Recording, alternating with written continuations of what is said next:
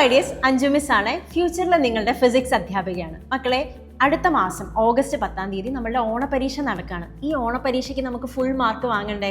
അതിനായിട്ട് നമ്മൾ പ്രോപ്പറായിട്ട് പ്ലാൻ ചെയ്ത് പഠിക്കേണ്ടതുണ്ട്. അതിനു മുന്നേ നമുക്ക് ഓരോ സബ്ജക്റ്റിലും എത്ര ചാപ്റ്റേഴ്സ് ഉണ്ട്, ഏതൊക്കെ ചാപ്റ്റേഴ്സ് ആണ് പഠിക്കേണ്ടതെന്ന് നോക്കിയാലോ.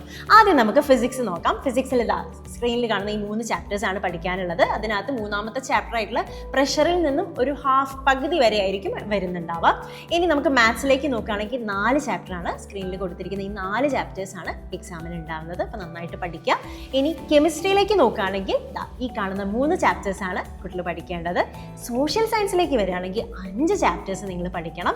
ഈ കാണുന്ന 5 ചാപ്റ്റേഴ്സ് നല്ല അടിപൊളിയായിട്ട് നിങ്ങൾ പഠിപ്പിച്ചു തരാൻ നമ്മൾ റെഡിയാണ്.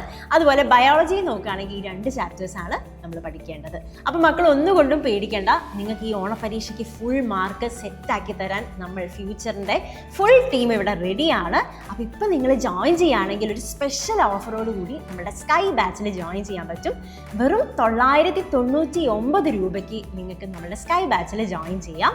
അപ്പം പെട്ടെന്ന് തന്നെ നിങ്ങൾ അഡ്മിഷൻ എടുത്തോളൂ. അതുപോലെ മാക്സിമം ഫ്രണ്ട്സിലേക്കും ഷെയർ ചെയ്യും.